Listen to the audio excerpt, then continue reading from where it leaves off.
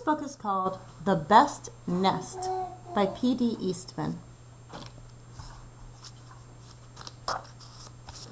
The Best Nest by P.D. Eastman. Mr. Bird was happy. He was so happy he had to sing. This was Mr. Bird's song. I love my house, I love my nest. In all the world, my nest is best. Then Mrs. Bird came out of the house. It's not the best nest, she said. I'm tired of this old place, said Mrs. Bird. I hate it. Let's look for a new place right now. So they left the old place to look for a new one. This place looks nice, said Mr. Bird. Let's move in here. But somebody else had already moved in. So they looked at another house. This one looks nice, said Mr. Bird, and there's nobody in it. You're wrong, said Mrs. Bird. This house belongs to a foot. So they went on looking. I like this one, said Mr. Bird. It has a pretty red flag on the roof. I've always wanted a house with a flag, said Mrs. Bird. Maybe this place will be all right. But it was not all right. I guess I made a mistake, said Mr. Bird. You make too many mistakes, said Mrs. Bird. I'm going to pick the next house. And here it is, right here. They flew in. They looked around. Isn't it too big? Asked Mr. Bird. I like this big place, said Mrs. Bird. This is the place to build our new nest. They went right to work. They needed many things to build their nest. First, they got some hay.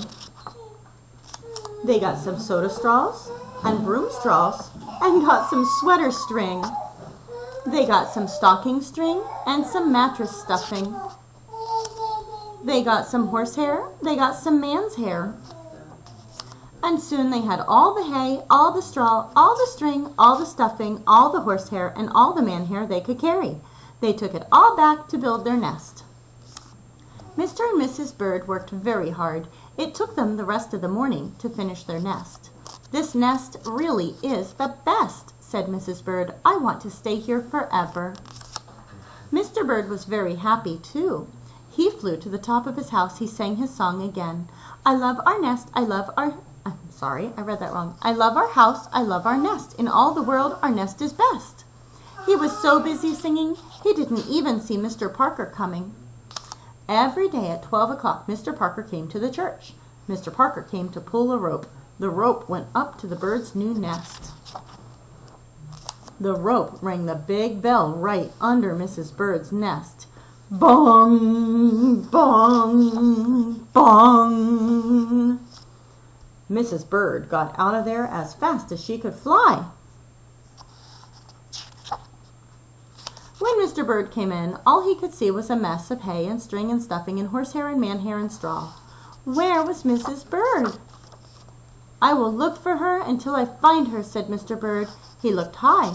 He looked low. He looked everywhere for Mrs. Bird. He looked down into a chimney, but Mrs. Bird wasn't there. He looked down into a water barrel, but Mrs. Bird wasn't there. Then he saw a big fat cat. There was a big fat smile on the fat cat's face, and there were some pretty brown feathers near the fat cat's mouth. Mr. Bird began to cry. Oh dear, he cried, this big fat cat has eaten Mrs. Bird. Mr. Bird flew off. I'll never see Mrs. Bird again, he cried. It was getting dark. It began to rain. It rained harder and harder. Mr. Bird could not see where he was going. Crash! Mr. Bird bumped into something. It was his old house, that old house that Mrs. Bird hated. I'll go inside, said Mr. Bird. I'll rest here until the rain stops.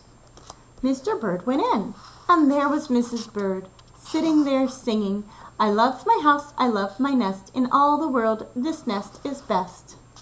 You, here, gasped Mr. Bird. I thought you hated this old nest. Mrs. Bird smiled. I used to hate it, she said, but a mother bird can change her mind. You see, there's no nest like an old nest for a brand new bird. And when the egg popped open, the new bird thought so too.